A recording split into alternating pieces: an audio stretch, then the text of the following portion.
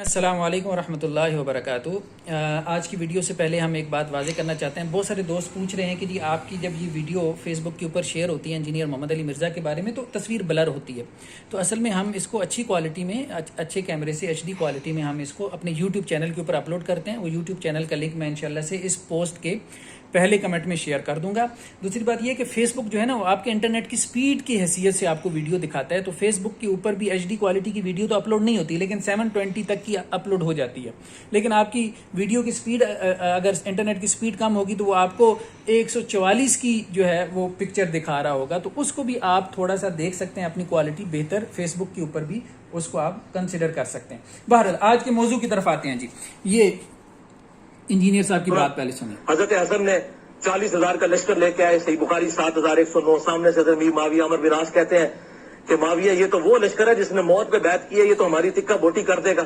تو حضرت معاویہ نے کہا پھر کیا کریں؟ ان کا صلح کرو حسن کے ساتھ، اس کے بغیر چارہ نہیں ہے۔ اچھا انہوں نے پھر کہا ٹھیک ہے صلح کر لیتے ہیں، صلح آفر کرتے ہیں، اور سورۃ الانفال کے اندر یہ موجود ہے کہ اگر کافر بھی میدان جنگ میں صلح کی آفر کرے تو جنگ روک دو۔ ناظرین آپ نے ان کا بیان سنا، یہ حضرت حسن اور حضرت معاویہ رضی اللہ عنہ کے درمیان جو صلح ہے اس کو یہ واضح کر رہے ہیں۔ جی ادھر آئیں۔ جی یہ بیسیکلی صحیح بخاری کی روایت ہے، صحیح بخاری کی روایت ہے، یہ آپ دیکھیں صحیح بخاری کا حوالہ یہاں پہ آ رہا ہے، ٹھیک ہے۔ اس میں اسی روایت کی طرف اشارہ ہے جس کا انہوں نے تذکرہ کیا ہے کہ حضرت حسن جو ہے وہ لشکر لے کے حضرت معاویہ کے مقابلے میں آئے رضی اللہ عنہما، تو حضرت معاویہ نے کہا اپنے ساتھیوں سے کہ بھائی دونوں طرف مسلمان ہیں، مسلمان نوجوان قتل ہو جائیں گے تو عورتوں کی، بچوں کی، بوڑھوں کی کون کفالت کرے گا، تو ہمیں حضرت حسن سے صلح کرنی چاہیے۔ انہوں نے 2 افراد بھیجے، بہرحال صلح ہو گئی۔ صلح ہونے کے بعد جو راوی ہیں حضرت ابو بکرہ حدیث کے، وہ یہ کہتے ہیں کہ اللہ کے رسول صلی اللہ علیہ وسلم نے یہ بات کہی کہ میرا یہ جو بیٹا ہے، میرا یہ جو بیٹا ہے اللہ تعالیٰ اس کے ذریعے 2 عظیم جماعتوں کے درمیان صلح کروائے گا، فئتین عظیمتین من المسلمین، مسلمانوں کی 2 عظیم جماعتیں، اللہ کے وسلم نے دونوں کو مسلمانوں کی 2 عظیم جماعتیں کہا ہے، ٹھیک ہے۔ تو اب مرزا صاحب اس کا کیا ترجمہ کرتے ہیں، دیکھیں مرزا صاحب جب اس حدیث کو بیان کرتے ہیں، یہ آپ دیکھیں یہ مرزا صاحب کا کتابچہ ہے جو ان کی ویب سائٹ جو ہے اہل سنت پاک، اس سے آپ جو ہے وہ ڈاؤن لوڈ کر سکتے ہیں۔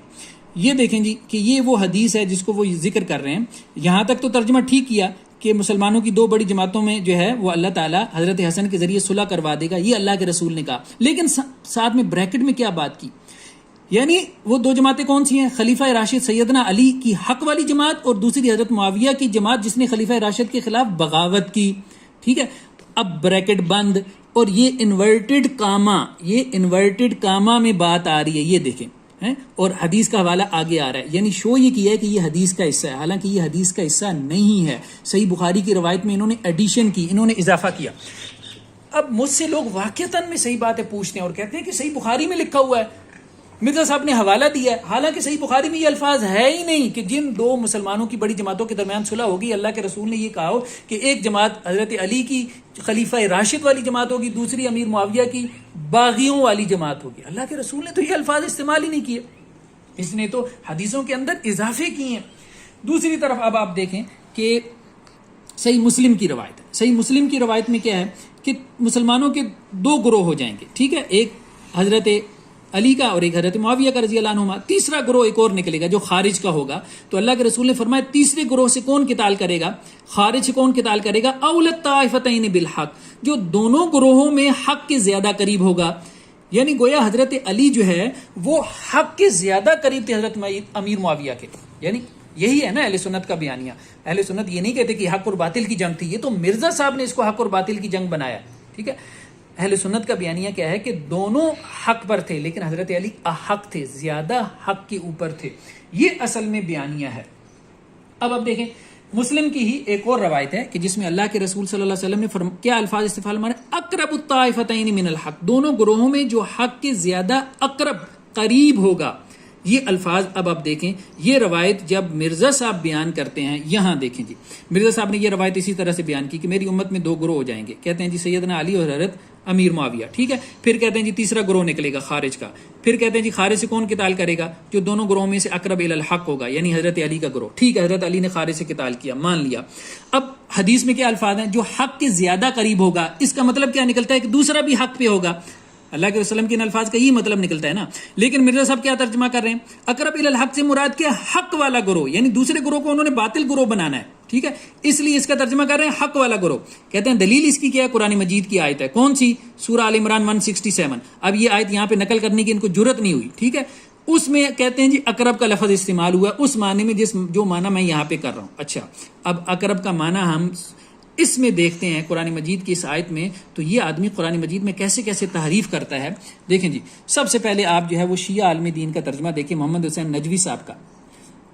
نجوی صاحب جو ہے وہ یہ کہتے ہیں یہ لفظ استعمال ہوا اقرب کا. ٹھیک ہے، منافقین کے بارے میں.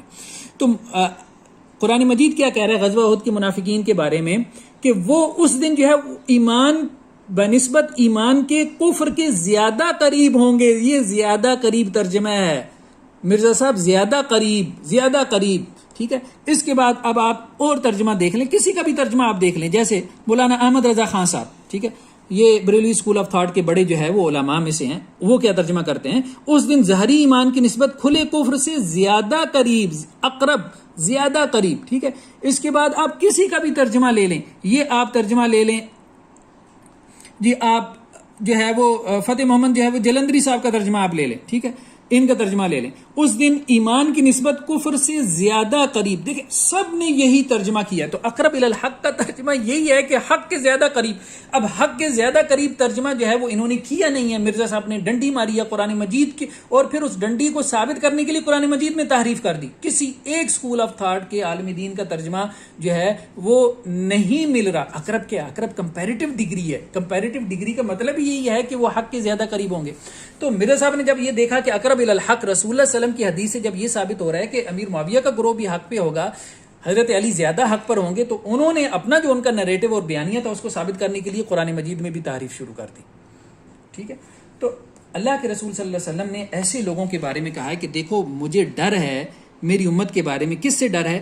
الائمۃ المضلین، وہ جو فراڈیوں کے امام ہوں گے، تو یہ بیسیکلی فراڈیوں کے امام ہیں. دیکھیں نا یہ فراڈ کس طرح سے لگاتے ہیں. اب یہاں پہ یہ نیچے شرائط بیان کر رہے ہیں کہ جس کے اوپر صلح ہوئی. اب شرائط کے حوالے کیا نقل کر رہے ہیں؟ الاستیاب لابن عبد البر ہیں جی، یہ صلح کی شرائط کہ حضرت حسن اور حضرت امیر معاویہ کے درمیان جو صلح ہوئی ہے، یہ صلح کی شرائط کہاں پر ہیں؟ ابن عبد البر، بابا نمبر 1، بابا نمبر 2 ابن حجر، بابا نمبر 3 ابن کثیر. ٹھیک ہے، اوپر کیا ہیڈر کیا چل رہا ہے؟ ہیڈر یہ چل رہا ہے قرآن اور صحیح الاسناد احادیث. صرف قرآن اور صحیح الاسناد احادیث. یہ ساری جو ہے نا یہ ساری حدیث کی کتابیں ہیں میرے خیال میں، الاستیاب، الاصابہ اور البدایہ والنہایہ. ٹھیک ہے، مطلب لوگوں کو کیا بیوقوف بنا رکھا ہے. ان کے ایک صاحب نے مجھے یہ بات کہی کہ جی آپ نے جو پچھلی ویڈیو میں کہا تھا کہ حضرت امیر معاویہ کی طرف سے گالم گلوچ نہیں ہوتی تھی، تنقید ہوتی تھی حضرت علی کے اوپر کہ قاتلان عثمان سے جو ہے وہ بدلہ کیوں نہیں لیتے. تو میں آپ کو حوالہ دیتا ہوں، مرزا صاحب نے حوالہ دیا ہے کہ گالم گلوچ ہوتی تھی. تو میں نے کہا ٹھیک ہے جی آپ مجھے حوالہ دیں. کہتے ہیں جی حضرت عمر بن عبدالعزیز کے دور تک ہوتی رہی. میں نے کہا حوالہ دیں.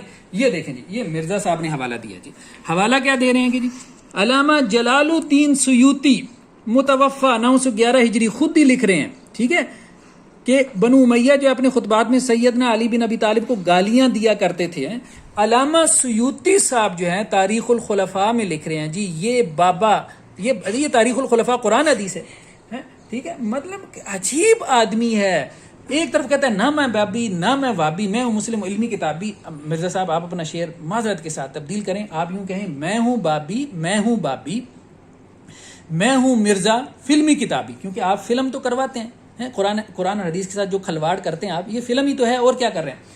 یا پھر آپ اگر کوئی یہ شعر آپ کو پسند نہیں آ رہا تو پھر آپ اس طرح سے اس کو کر لیں، میں ہوں بابی، میں ہوں بابی، میں ہوں مرزا علمی فراڈی. فراڈ تو آپ کر رہے ہیں. ٹھیک ہے، قرآن اور صرف قرآن اور صحیح الاسناد احادیث کے نام پہ آپ لوگوں کو جو ہے وہ بابوں کے پیچھے لگا رہے ہیں. تو مطلب یہ ہے کہ اب لوگوں کی چیخیں جو ہے نا، پجاریوں کی چیخیں بتا رہی ہیں کہ بت کے اوپر صحیح جگہ پہ ضربیں جو ہے وہ لگنا شروع ہو گئی ہیں. تو اس کو زیادہ سے زیادہ شیئر کریں. لوگوں نے سمجھا تھا شاید یہ جہالت کا بت جو ہے وہ کوئی سٹیل کا، یا یہ جہالت کا بت جو ہے وہ شاید کوئی آئرن مین ہوگا، لیکن 2-4 ضربوں نے ثابت کر دیا، چیخوں نے ثابت کر دیا. یہ دم توڑتی تو چیخیں ہیں. بہرحال یہ تو موحدین کے لیے تو ایک سریلا میوزک ہی ہے نا، پجاریوں کی دم توڑتی جو چیخیں ہیں. تو یہ ثابت کر رہی ہیں کہ جی یہ بس مٹی کا ڈھیر تھا، ریت کا ڈھیر تھا، اب یہ گرنا شروع ہو گیا، اب یہ دم توڑتی چیخیں بھی جو ہے وہ کچھ دنوں میں ختم ہو جائیں گی، اور قرآن و سنت کی جو روشنی ہے اس سے انشاءاللہ سے جہالت کا بت جو ہے وہ پاش ہو جائے گا۔ والسلام علیکم ورحمۃ اللہ وبرکاتہ۔